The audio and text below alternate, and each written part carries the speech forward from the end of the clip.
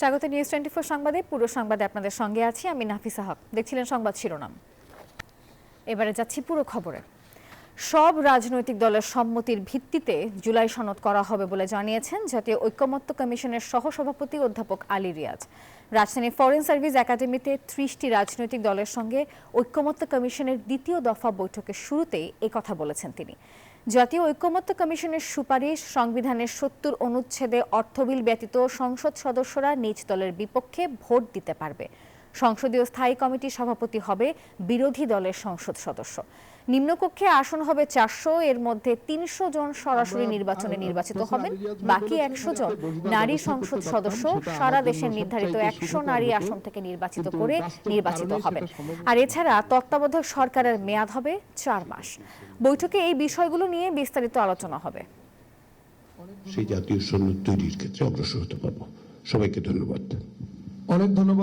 ঐকমত্য কমিশনের পক্ষ থেকে আপনাদের কাছে যে সমস্ত সুপারিশ এগুলো পাঠানোর পরে আপনারা প্রতিক্রিয়া দিয়েছেন, আপনাদের মতামত দিয়েছেন, তার ভিত্তিতে আলাপ আলোচনা প্রত্যেকটা দলের সাথে হয়েছে দীর্ঘ প্রায় 2 মাস ধরে। তারই পরিপ্রেক্ষিতে আমরা যেটা দেখেছি সেটা হচ্ছে যে সমস্ত বিষয়ে প্রায় কাছাকাছি মতামত আছে বা সামান্য আলোচনা দরকার ঐকমত্য তৈরির জন্য, সেগুলোকে আমরা চিহ্নিত করে আমরা ঐকমত্য কমিশন সেগুলো আলাদা আলাদাভাবে দলের সঙ্গে আলোচনা না করে সকলে মিলে আলোচনা করার কথা বিবেচনা করেছি আমরা। দর্শক, এই মুহূর্তে কথা বলছেন জাতীয় বিপ্লবী ওয়ার্কার্স পার্টির সাধারণ সম্পাদক সাইফুল হক। আমরা সরাসরি চলে যাচ্ছি সেখানে। এবং নির্বাচনী ব্যবস্থা সংস্কারের ব্যাপারে যে পরবর্তী তত্ত্বাবধায়ক সরকারের মেয়াদ 4 মাস করার যে প্রস্তাবনা আছে এবং ওই মেয়াদের মধ্যে জাতীয় নির্বাচনের পাশাপাশি স্থানীয় সরকার নির্বাচনের যে বিষয়, এটা আমরা আজকে বিকেলের সেশনগুলোতে এই বিষয়গুলো নিয়ে আলোচনা করব। কোন ব্যাপারে? আমরা প্রথমত বলেছি আমরা 70 অনুচ্ছেদ এটাকে তো সংশোধন করা দরকার। আমরা খুব স্পষ্ট করে এটা মনে করি। আমরা ঐকমত্য কমিশনের কাছে 2টো ব্যাপারে পরিষ্কার মতামত দিয়েছিলাম। একটা হচ্ছে অর্থ বিল আর একটা হচ্ছে আস্থা অনাস্থা বিল। এই 2টো বিষয় ছাড়া বাকি প্রশ্নগুলো জনগণের পপুলার ভোটে ইলেক্টেড পার্লামেন্ট মেম্বাররা স্বাধীনভাবে সংসদে তারা সেখানে আলোচনা করতে পারবেন, কথা বলতে পারবেন। তাদের মতামতের ক্ষেত্রে কোনো বার বা কোনো নিষেধাজ্ঞা দেবার প্রয়োজন নেই। কিন্তু যেহেতু আরেকটা গুরুত্বপূর্ণ আলোচনা এসছে, আমরা বলেছি সংবিধান সংশোধনের ব্যাপারটা বলেছি আজকে একটা মিশ্র মতামত এসছেন। অনেকে এটার পক্ষে বলেছেন, কেউ এটার যে বিপদ এটা নিয়েও আলোচনা করেছেন। বিপদটা কোন অর্থে? কারণ গত 17টা যে সংবিধান সংশোধনী হয়েছে অনেকগুলো তারা দলীয় বিবেচনা থেকেই সংবিধান সংশোধন করা হয়েছে ক্ষমতাকে কুক্ষিগত করবার জন্য। এটা নিয়ে আমরা আরও আলাপ আলোচনা হবে ভবিষ্যতে।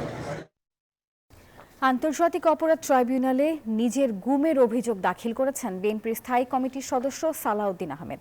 এতে আসামি করা হয়েছে সাবেক প্রধানমন্ত্রী শেখ হাসিনা সহ 7 জনকে। ট্রাইব্যুনালের কাছে ন্যায় বিচার চান সালাউদ্দিন আহমেদ। জানিয়েছেন বিএনপি সরকার গঠন করলে পলাতক স্বৈরাচারের বিরুদ্ধে বিচার অব্যাহত রাখবে। 2015 সালের 10 মার্চ রাজধানীর উত্তরা থেকে গুম হন বিএনপি নেতা সালাউদ্দিন আহমেদ। 60 দিনের বেশি সময় নিখোঁজের পর ভারতের মেঘালয়ের শিলংয়ের পুলিশ তাকে উদ্ধার করে। সালাউদ্দিনকে আটক করার পর বৈধ নথিপত্র ছাড়া ভারতে প্রবেশের অভিযোগে মামলা করে মেঘালয় পুলিশ। 2018 সালে খালাস পান সালাউদ্দিন, আর আপিলে খালাস পান 2023 সালের 28 ফেব্রুয়ারি। আদালত তাকে দেশে ফেরত পাঠানোর নির্দেশ দেন। গেল বছরের 5 আগস্ট গণ অভ্যুত্থানে শেখ হাসিনা সরকারের পতন হলে দেশে ফিরে আসেন সালাউদ্দিন। সক্রিয় হন বিএনপির রাজনীতিতে। মঙ্গলবার আন্তর্জাতিক অপরাধ ট্রাইব্যুনালের চিফ প্রসিকিউটর কার্যালয়ে গুমের বিচার চেয়ে অভিযোগ দাখিল করেন বিএনপির এই আলোচিত নেতা। অভিযোগপত্রে শেখ হাসিনাকে করা হয়েছে প্রধান আসামি। সাবেক স্বরাষ্ট্রমন্ত্রী আসাদুজ্জামান খান কামাল, সাবেক 2 আইজিপি সহ 7 জনকে আসামি করা হয়েছে। পরে গণমাধ্যমকে সালাউদ্দিন আহমেদ বলেন, তথ্য উপাত্ত সংগ্রহে সময় লাগার কারণে অভিযোগ দাখিল করতে দেরি হয়েছে। রাজনৈতিক বিভিন্ন কার্যক্রম, সংস্কার কার্যক্রম এগুলো নিয়ে এত ব্যস্ত সময় আমার কাটাতে হয়েছে যে আমি আসলে নিজের জন্য আলাদাভাবে কোনো সময় বের করতে পারিনি এতদিন। আর তথ্য উপাত্ত সংগ্রহ করা এবং আইনজীবীদের সাথে আলাপ করে একটা খুব ভালো মতো ড্রাফট রেডি করে জমা দেয়া, যাতে করে এই মামলাটা আমরা প্রমাণ করতে পারি, সেটার জন্য একটু সময় লাগে।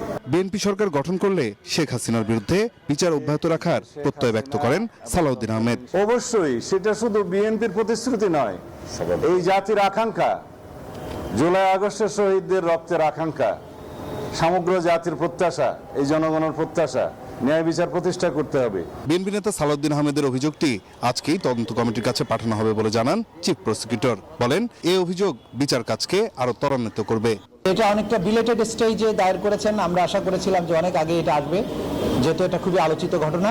আমরা অভিযোগটা নিয়েছি, তাৎক্ষণিকভাবে আমরা আজকে এটা তদন্ত সংস্থার কাছে পাঠিয়ে দেব, তারা তদন্তপূর্বক দ্রুত ব্যবস্থা নেবেন। আন্তর্জাতিক অপরাধ ট্রাইব্যুনালে এর আগে বিএনপি নেতাকর্মীদের গুম খুনের বিচার চেয়ে অভিযোগ দাখিল করা হয়েছে। গুমের শিকার অনেক ব্যক্তি সরাসরি মামলাও করেছেন।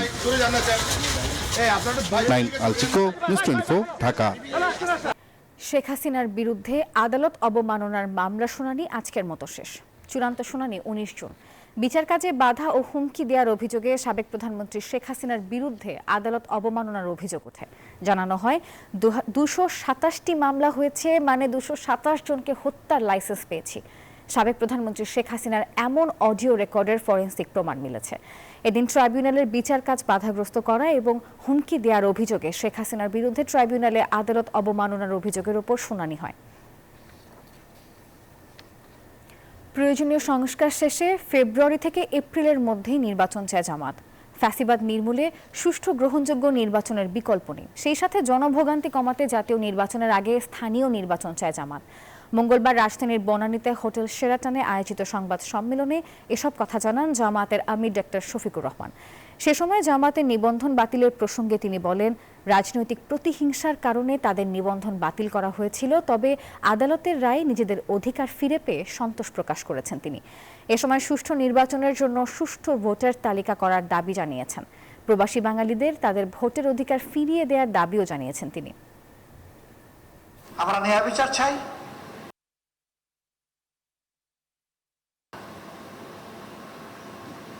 যদি এটা নিশ্চিত করতে হয় তাহলে অবশ্যই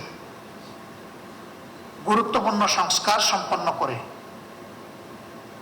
সরকারের প্রধান যিনি তার ঘোষিত সময়ের ভিতরে একটি সুষ্ঠু নির্বাচন অনুষ্ঠিত করতে হবে, যেখানে জনগণ ভোট দিবে এবং ভোটের যথাযথ প্রতিফলন দেখতে পাবে। রাজনৈতিক সরকারের মতো অন্তর্বর্তী সরকারের বাজেটেও অপ্রদর্শিত আয় বা কালো টাকা বৈধ করার সুযোগ রাখায় কড়া সমালোচনা করেছে গবেষণা প্রতিষ্ঠান centre for policy dialogue CPD. প্রতিষ্ঠানটি বলছে, এই ধরনের পদক্ষেপ জুলাই আন্দোলনের বৈষম্য বিরোধী চেতনার পরিপন্থী। এবারের বাজেটে মূল্যস্ফীতির 6.5% অর্জন উচ্চাকাঙ্ক্ষা বলেও মত তাদের। মঙ্গলবার রাজধানীর একটি হোটেলে 2025-26 অর্থ বছরের জন্য প্রস্তাবিত বাজেট পরবর্তী প্রতিক্রিয়ায় এই কথা বলেন সিপিডির নির্বাহী পরিচালক ডক্টর ফাহমিদা খাতুন। তিনি বলেন, বাজেটে কালো টাকা সাদা করার সুযোগ থাকায় বৈধ পথে উপার্জনকারীদের সঙ্গে বৈষম্য করা হবে। তাছাড়া এই পদক্ষেপে সরকারের খুব বেশি রাজস্ব আয় হবে বলেও তিনি মনে করেন না। আমি সেতু 21 টেলিভিশনে কাজ করি, যারা এবার বাজেটের রেন্ট পেমেন্ট এটা বাড়ানো হয়েছে 5 থেকে 10% এবং এটা সাধারণভাবে আমরা দেখি যে এরা যারা বাড়ি ভাড়া নেয় তাদের উপরে যে পড়বে। আরেকটা হচ্ছে যে অ্যাডভান্স ইনকাম ট্যাক্স এআইটি, যেগুলো বাণিজ্যিকভাবে গাড়ি ব্যবহার করা হয় সেইখানে একটা পরিবর্তন আনা হয়েছে। তার ফলে সরকারের যে এটা বাড়ানো হয়েছে হারটা, সরকারের রেভিনিউ এটা বাড়বে। আদালতের রায় হবার পরও শপথ নিতে পারেননি ইঞ্জিনিয়ার ইশরাক হোসেন। আর এরই ধারাবাহিকতায় লাগাতার কর্মসূচি চলছে নগর ভবনে। কখনো অবরোধ, কখনো বিক্ষোভ আর অবস্থান কর্মসূচি চালিয়ে যাচ্ছে ঢাকাবাসী। আজও নগর ভবনে চলছে টানা অবস্থান কর্মসূচি। রাজধানীর দক্ষিণ সিটি কর্পোরেশনের বিএনপি সহ অঙ্গ সংগঠনগুলো মিছিল নিয়ে এসে অবস্থান করেছে নগর ভবনের সামনে। ঢাকাবাসী ব্যানারে ইশরাকের সমর্থকদের পাশাপাশি সিটি কর্পোরেশনের কর্মচারীরাও আন্দোলন করছেন। তারা নগর ভবনের মূল ফটক ও সব বিভাগের অফিস কেটে তালা ঝুলিয়ে রেখেছে। যতক্ষণ পর্যন্ত না শপথ পড়ানো হবে ততক্ষণ পর্যন্ত চলবে টানা এই অবস্থান কর্মসূচি।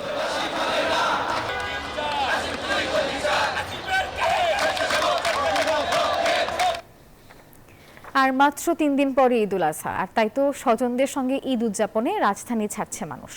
ঈদযাত্রার চতুর্থ দিনে যাত্রীদের পদচারণায় মুখর ছিল কমলাপুর রেলওয়ে স্টেশন। ট্রেনের শিডিউল বিপর্যয় ও ভোগান্তি না থাকায় বেশ স্বস্তিতে রয়েছেন যাত্রীরা।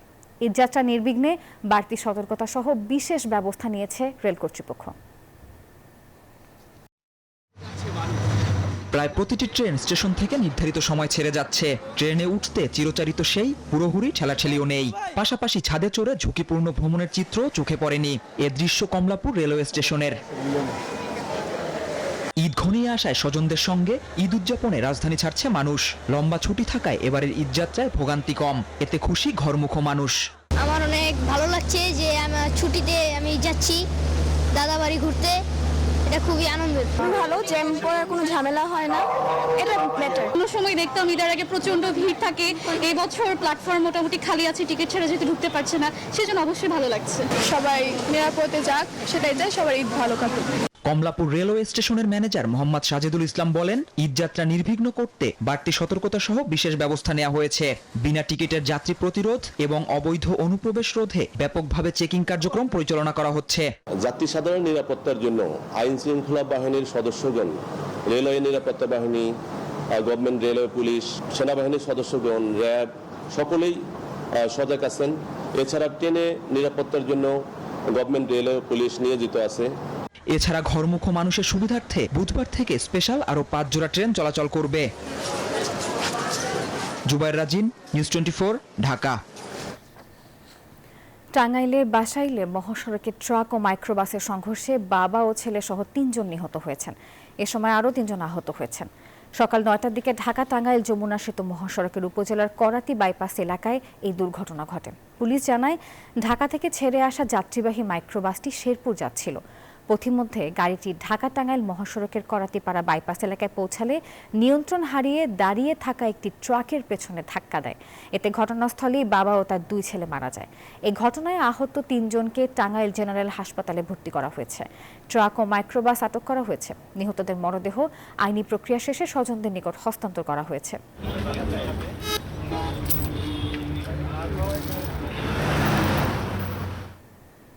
সংবাদে বিরতি নিচ্ছি, সঙ্গে থাকুন। নিউজ 24 সংবাদে আরও একবার স্বাগত। ঈদের 10 দিনের ছুটিতে আইন শৃঙ্খলা নিয়ন্ত্রণে বিশেষ ব্যবস্থা নেওয়া হয়েছে বলে জানিয়েছেন স্বরাষ্ট্র উপদেষ্টা লেফটেন্যান্ট জেনারেল জাহাঙ্গীর আলম চৌধুরী। সকালে স্বরাষ্ট্র মন্ত্রণালয়ে মালিক শ্রমিক প্রতিনিধিদের নিয়ে বৈঠক শেষে একথা জানিয়েছেন তিনি।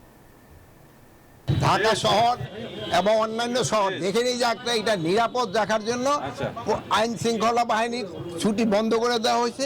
তারা পর্যাপ্ত সংখ্যা এখানে রয়ে গেছে, যেন কোনো জায়গায় কোনো ধরনের কোনো সমস্যা না হয় এই বিষয়ে আমরা পুরোটা সজাগ আছি এবং আইন শৃঙ্খলা বাহিনী সজাগ আছে। এবারে স্যাভলন কোরবানির হাট আপডেট।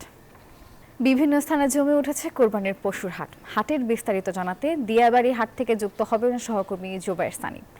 সানি, জানাবেন ঈদের আর মাত্র 3 দিন বাকি, হাট ঠিক কতটা জমে উঠেছে এবং পশুর দাম কেমন? দাম নিয়ে ক্রেতা বিক্রেতাদের প্রতিক্রিয়া জানাবেন। আইন প্রয়োগ হবে, মিশ্র প্রতিক্রিয়া। ক্রেতারা যেমনটি বলছেন দাম তুলনামূলক বেশি, একদিকে বিক্রেতারা বলছেন যে তারা বিক্রি করতে পারছেন না, দাম অনেকটাই কম।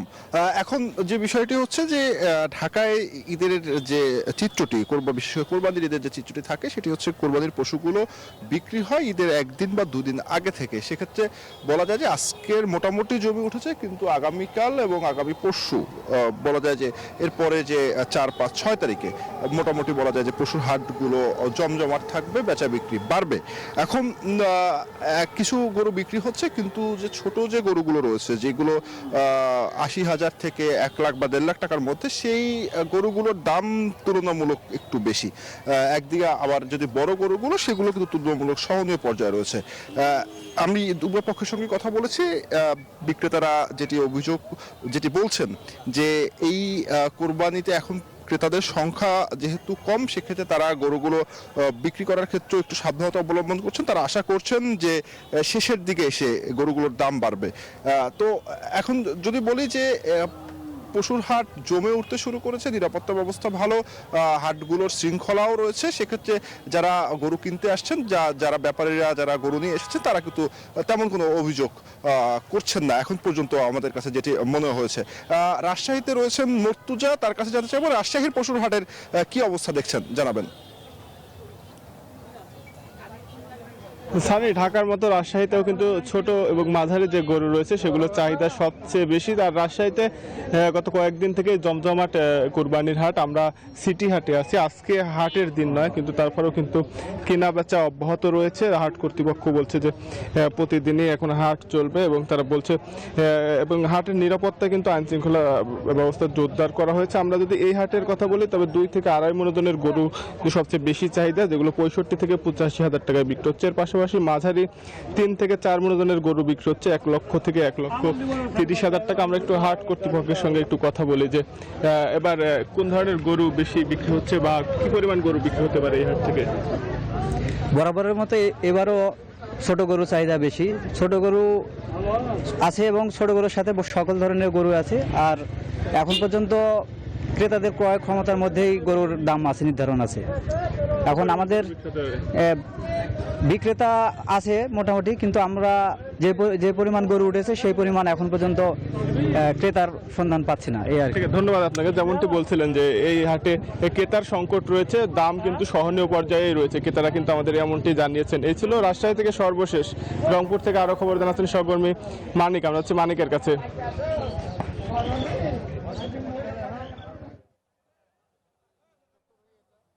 ধন্যবাদ মর্তুজা। আমি শুনছিলাম রাজশাহীর কথা। আসলে আমি রয়েছি উত্তরের বৃহৎ পশুর হাট, যেটি বেদগাড়ি হাট বলা হয়, রংপুরের গঙ্গাচড়ার এই হাট অবস্থিত। আপনাকে যদি বলি যে প্রচুর গরু কিন্তু এই বাজারে এসেছে, তবে ক্রেতা বিক্রেতার মধ্যে পরস্পর বিরোধী নানা বক্তব্য রয়েছে। একটু আপনার সাথে কথা বলতেছে, গরু নিয়ে এসেছেন, দাম কেমন বলে? কম বলে না বেশি? দাম কম কয়, দাম তাতে পড়তে আসে না, যে দাম বলে তাতে পড়তে হয় না। না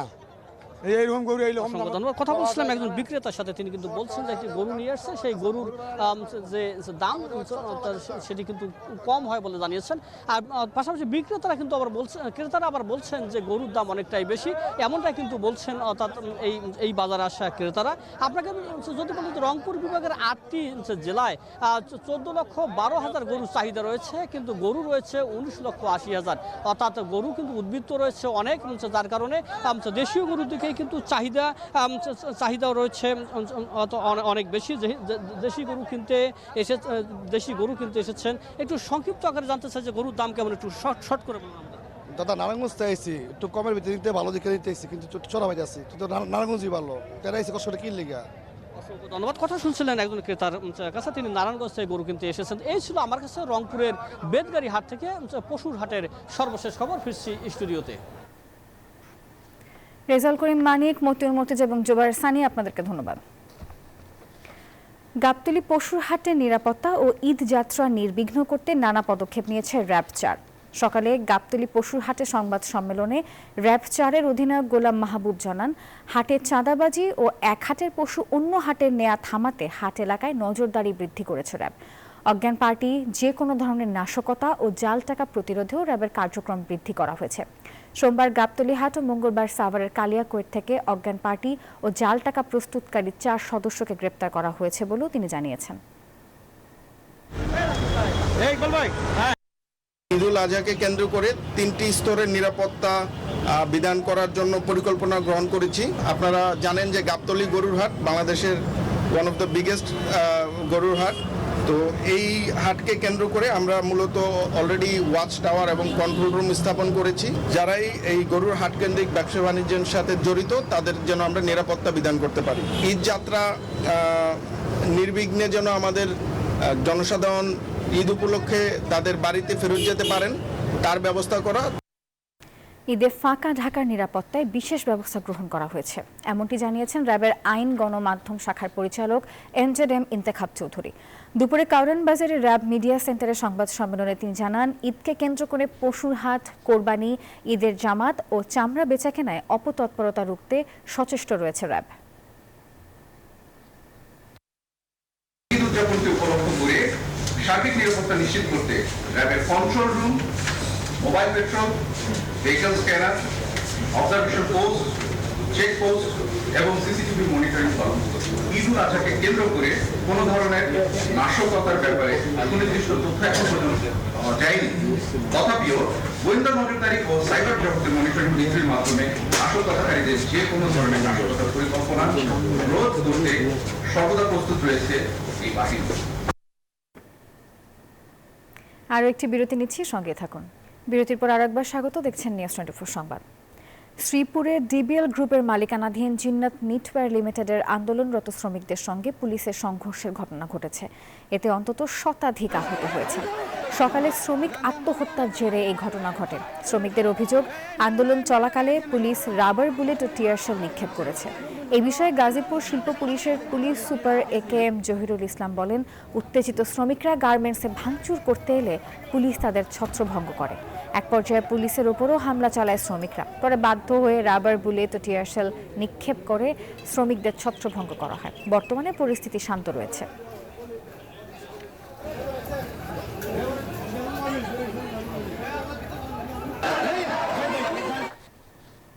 এবার আন্তর্জাতিক সংবাদ। আগামীকাল মিনার উদ্দেশ্যে রওনা দেওয়ার মাধ্যমে শুরু হচ্ছে হজের মূল আনুষ্ঠানিকতা। এরই মধ্যে কাবা শরীফ তাওয়াফে মক্কায় পৌঁছেছেন 13 লাখেরও বেশি মুসল্লি। নিরাপত্তার চাদরে ঢেকে ফেলা হয়েছে পুরো নগরী। হজ পালন নির্বিঘ্ন করতে নানা পদক্ষেপও নিয়েছে সৌদি কর্তৃপক্ষ। পবিত্র হজের মূল আনুষ্ঠানিকতার আগেই কানায় কানায় পরিপূর্ণ মক্কা শহর। এর মধ্যে 13 লাখের বেশি মুসল্লি দেশটিতে পৌঁছেছেন। আর চলতি বছর হজযাত্রীর সংখ্যা ছাড়াতে পারে 18 লাখ। এর মধ্যে সমুদ্র পথে গিয়েছেন 5,000-এর বেশি। বেশিরভাগ সৌদি গেছেন আকাশ পথে। প্রতিবারের মতো এবারও সবচেয়ে বেশি মুসল্লি ইন্দোনেশিয়ার। এদিকে হজযাত্রীদের সুবিধার্থে নানা ধরনের ব্যবস্থা নিচ্ছে সৌদি সরকার। তবে চলতি বছর তাপমাত্রা 47 ডিগ্রি ছাড়িয়ে যাওয়ার আশঙ্কা রয়েছে। এমন অবস্থায় সতর্কতা জারি করেছে দেশটির কর্তৃপক্ষ। আর জিলহজ মিনায় শুরু হবে হজের মূল আনুষ্ঠানিকতা। তার আগের রাত থেকে সাধারণত মিনার উদ্দেশ্যে মক্কা ছাড়তে শুরু করবেন মুসল্লিরা। সারাদিন মিনায় অবস্থান শেষে পরদিন আরাফার ময়দানের উদ্দেশ্যে রওনা দেবেন মুসল্লিরা। 11 এবং 12 জিলহজ বাকি আনুষ্ঠানিকতা পালনের মাধ্যমে শেষ হবে পবিত্র হজ। মাসুদ রানা, নিউজ 24। সময় হলো আরও একটি বিরতির। খেলার খবর নিয়ে ফিরছি, সঙ্গেই থাকুন। নিউজ 24 সংবাদে আরও একবার স্বাগত। এবারে জানিয়ে দিব খেলার খবর। হামজা জ্বরে কাঁপছে গোটা দেশ। অনুশীলনে প্রিয় ফুটবলারকে এক নজর দেখতে জাতীয় স্টেডিয়ামের বাইরে ভিড় করেন ভক্তরা। প্র্যাকটিস শেষে টিম বাস ঘিরে রাখেন মিস্টার চৌধুরীকে এক নজর দেখার জন্য। আর অন্যদিকে সিঙ্গাপুর ম্যাচের টিকিটের জন্য রাতভর বাফুফের সামনে অবস্থান নিয়েছে ফুটবলের কট্টর সমর্থক গোষ্ঠী বিডি ফুটবল আলট্রাস।